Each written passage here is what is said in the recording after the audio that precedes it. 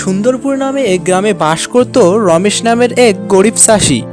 প্রতিদিন রমেশ বাড়ি থেকে বের হতো তার ছেলেকে নিয়ে। তার ছেলে যেত স্কুলে আর রমেশ যেত মাঠে। প্রত্যেকদিন রমেশ মাঠে কাজ করত আর সন্ধ্যায় বাড়ি ফিরত।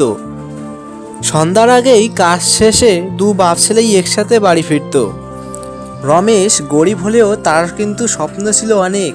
তার প্রথম বড় স্বপ্ন হচ্ছে তার ছেলেকে মানুষের মতো মানুষ করে এক বড় অফিসার বানাবে। তাই রমেশ দিনরাত্রি মাঠে পরিশ্রম করে যায় এবং ছেলেকে স্কুলে পাঠায়। রমেশ একদিন কুয়োর পরে বসে ভাবে, তার তো এবার ফসলও অনেক ভালো হয়েছে, সে এই ফসল বিক্রি করে টাকাগুলো করবেটা কি? উপরওয়ালার অশেষ কৃপায় এবার যাই হোক, ফসলগুলো মোটামুটি ভালো হয়েছে, হাতে কটা মোটা অঙ্কের টাকা তো নিশ্চয়ই আসবে। ফসলগুলো বিক্রি করে ছেলেটার স্কুলের ফিস আর একটা গরু কিনবো আমি।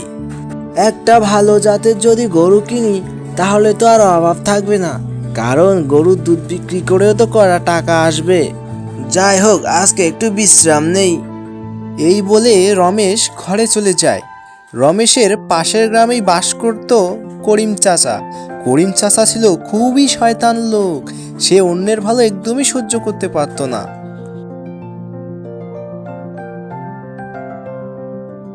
ওরে বাবা, আমার এলাকায় এত ভালো ফসল কে চাষ করলো রে? আমার এলাকায় এত ভালো ফসল চাষ করে আবার বাড়ি নিয়ে যাবে, এটা কখনো সম্ভব? আমার এলাকার মাঝে একমাত্র আমি ভালো লোক থাকবো, যে কিনা সবচেয়ে বড় লোক। দাঁড়া রে রমেশ, দেখতেছি তুই কি করে এত ভালো ফসল বাড়ি নিয়ে যাস, আমি ব্যবস্থা নিতেছি। এই বলে করিম মিয়া খারাপ বুদ্ধি করতে করতে সে তার নিজের কাজে যায়।